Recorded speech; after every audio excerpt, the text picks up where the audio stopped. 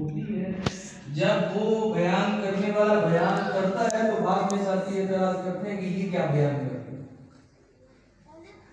جو اصل غلطی تھی پہلے سے ہی آدمی جو ٹھیک ٹھاک ہے یہ غلطی اس کے اندر ہے ہی نہیں, اگر وہ بیان کی جائے تو وہ تو پہلے سے ٹھیک ہے, بتانے کی ضرورت نہیں.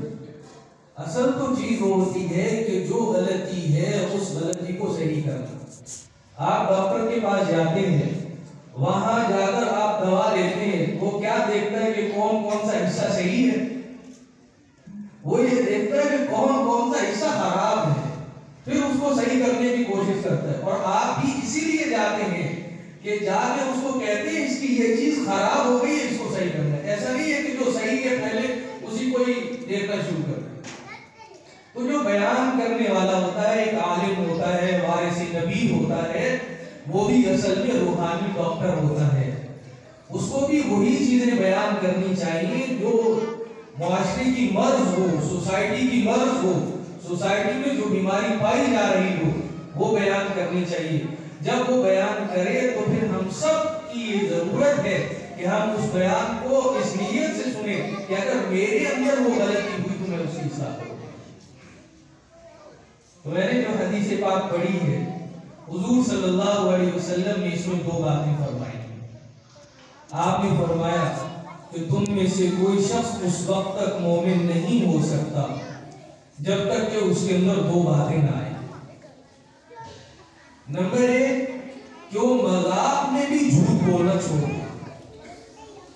اگر کوئی شخص مذاق میں بھی جھوٹ بولتا ہے تو اس شخص کے اندر ابھی کامل ایمان نہیں ہے, اس شخص کے ایمان میں ابھی کمزوری ہے, نقص ہے, اسے دور کرنے کی ضرورت ہے. جھوٹ بولنا تو ویسے بھی ایک غلط بات ہے اور ایک برائی ہے. حضور صلی اللہ علیہ وسلم نے اسے نفاق کی علامت کہا ہے, جہاں فرمایا آیت المنافق ثلاث کہ منافق کی تین نشانیاں ہیں. جس شخص کے اندر نفاق ہوگا, نفاق کا معنی ہوتا ہے کہ اس شخص کا اندر اور باہر ایک نہیں ہے. نفاق لفظ عربی کے نفق لفظ سے لکھتا ہے. نفق کہتے ہیں اس سرنگ کو جس کے دو منہ ہیں, ادھر سے بھی ادھر سے, ایک طرف سے اندر داخل ہو دوسری طرف سے نکل جائے, ادھر سے داخل ہو پھر ادھر سے نکل جائے. تو ایسا آدمی جس کے اندر نفاق کے علامات ہوتے ہیں, منافق ہوتے ہیں, وہ بھی ایسا ہوتا ہے, کبھی کچھ ہوتا ہے اور کبھی کچھ ہوتا ہے. حضور نے فرمایا کہ جس منافق کی تین نشانیاں ہیں. نمبر ایک اذا حدث کذب, جب بات کرے گا تو جھوٹ بولے گا. اب دیکھ لیں کہ ہمارے معاشرے کے اندر, سوسائٹی کے اندر کتنا جھوٹ ہے. جھوٹ کے بغیر دکان نہیں چلتی, جھوٹ کے بغیر کاروبار نہیں چلتا, جھوٹ کے بغیر رشتے نہیں ہوتے ہیں جی. اور جھوٹ کوئی کام بھی جھوٹ کے بغیر تقریباً بہت کم کام ایسے ہوتے ہیں. آپ جا کے کہہ لیں کہ یار سچ بولا کریں, کہتے ہیں جی کیا زمانہ آگے کہ اس میں سچ سے دکانی, سچ سے گاہک مانتا ہی نہیں, جھوٹ بولنا پڑتا ہے پھر مانتا. تو فرمایا منافق کی یہ نشانی ہے, جب بات کرے تو جھوٹ بولے. دوسری نشانی فرمایا وَإِذَا وَعَدَ أَخْلَفَ, جب وعدہ کرے تو وعدہ خلافی کرے. جب اس کے ساتھ وعدہ کرے تو وعدہ پورا نہ کرے,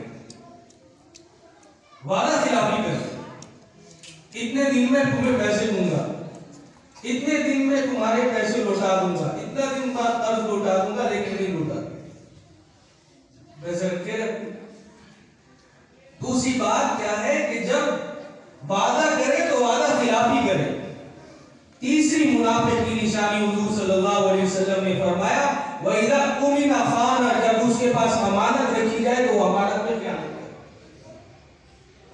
یہ وہ چیزیں ہیں جو ہمارے معاشرے کے اندر آج کل عام ہیں, اور یہ بیماریاں ہمارے معاشرے کو کھائی جا رہی ہیں. یہ وہ اخلاقی بیماریاں ہیں جن کی بنا پر ہم ترقی نہیں کر رہے. ہم سمجھتے ہیں کہ ترقی ٹیکنالوجی سے ہو جائے گی, ترقی فلاں کام سے ہو جائے گی, اس کام سے ترقی ہو جائے گی, جبکہ ہمارا اخلاقی لیول زیرو ہے. جھوٹ بولنے میں نمبر 1, وعدہ خلافی میں نمبر 1, امانت میں خیانت کرنے میں نمبر 1. تو کہاں سے ترقی ہے؟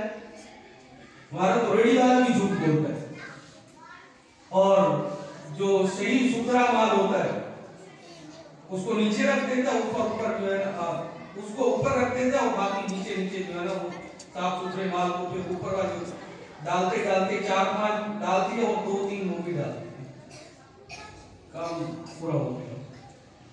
آپ کراچی آپ جائیں نا تو وہاں ایسا ہوتا ہے کہ کھڑے ہو جاتے ہیں، کہتے ہیں جی اتنے کی چیز دے دو، تو خود وہ کہتے ہیں خود اٹھاتے ہیں، وہ آدمی خود ڈالتا ہے۔ ہمارے یہاں کسی کو کہہ کے دیکھیں یہ خود چیز ڈالتا ہوں میں، اسے پھر کیا حال ہوگا؟ کہے گا بھی آپ کیوں چیز ڈالتے ہیں، میں ڈالوں گا، کیوں کہ آپ تو ڈالیں گے اپنی مرضی سے اور سارے صحیح ڈالیں گے، میں نے ڈال دیا 2-3 اپنا کام بھی نکالنا ہے نا، تو کوئی بس آپ بعض لوگ تو کہہ بھی دیں گے کہ ہم نے یہ کرنا ہوگا۔ تو اس لیے ایک چیز کے مذاق میں بھی جھوٹ نہیں بولنا چاہیے۔ حضور صلی اللہ علیہ وسلم نے مذاق سے منع نہیں فرمایا، فرمایا "اَبِّحُ الْقُلُوبَ سَاعَةً فَسَاعَةً" کہ کبھی کبھی اپنے دل کو راحت دیا کرو، خوشخبری کیا کرو، مذاق سے منع نہیں فرمایا ہے۔ خود حضور صلی اللہ علیہ وسلم نے بھی مذاق فرمایا، ہمارے اکابر بزرگوں نے بھی مذاق فرمایا ہے، لیکن اس مذاق میں کبھی جھوٹ نہیں ہوتا۔ آپ صلی اللہ علیہ وسلم ہمیشہ سچا مذاق فرمایا کرتے تھے۔ ایک صحابی نے باقاعدہ پوچھا حضور صلی اللہ علیہ وسلم سے، حضور ہم تو آپ سے بات کرتے ہیں، کبھی کبھی آپ مذاق ہی ایسا فرما لیں۔ آپ نے فرمایا میں مذاق کرتا ہوں لیکن کبھی جھوٹ نہیں بولتا ہوں، ہمیشہ سچ بات کرتا ہوں۔ مذاق کرنا برا نہیں ہے، مذاق میں جھوٹ بولنا یہ برا ہے۔ حضور صلی اللہ علیہ وسلم نے تو ایک عورت کو باقاعدہ منع فرمایا، عورت یوں مٹھی بند کیے ہوئے تھی اور اپنے بچے کو بلا رہی تھی، ادھر آؤ میں تمہیں چیز دوں گی۔ تو جب قریب آیا تو اس نے مٹھی کھول کے کھجور دی اس کو۔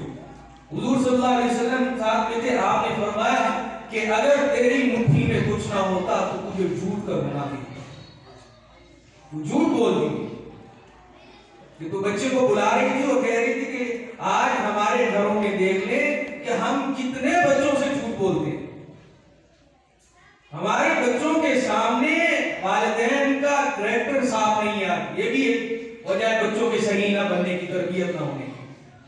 بچے کے سامنے باپ خود جھوٹ بول رہا ہے تو کیسے سمجھے گا کہ میں صحیح تربیت سے رہوں اور میں خود جھوٹ نہ بولوں؟ مائیں جھوٹ بولتی ہیں، کہتی ہے تمہارا باپ آئے گا تو یہ چیز لے کے آئے گا، اور کبھی کبھی کہتی ہے میں تمہیں یہ چیز دوں گی، چپ کر جاؤ، پھر وہ دیتی نہیں۔ اب بچہ کہے گا کہ میری ماں تو میرے سامنے جھوٹ بول رہی ہے، باپ میرا تو میرے سامنے جھوٹ بول رہا ہے، تو وہ کبھی سچ بولے گا؟ وہ نہیں بولے گا، اس لیے اس کو باپ کی طرف سے جو تربیت ملنی چاہیے۔ ہم نے خود دیکھا ہے کہ ایسے لوگ بھی دیکھیں جن کے والدین بہت اچھے تھے، اللہ نے ان کی اولاد کو بہت اچھا بنایا، اور ایسے بھی دیکھے ہیں کہ جن کے والدین خود خراب تھے، بچہ بالکل ویسا نہیں۔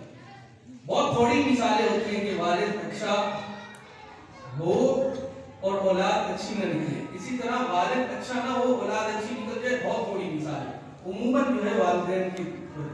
اللہ تعالیٰ ہمیں صحیح دین سمجھنے کی توفیق نصیب فرمائے، اللہ عمل کرنے کی توفیق نصیب فرمائے۔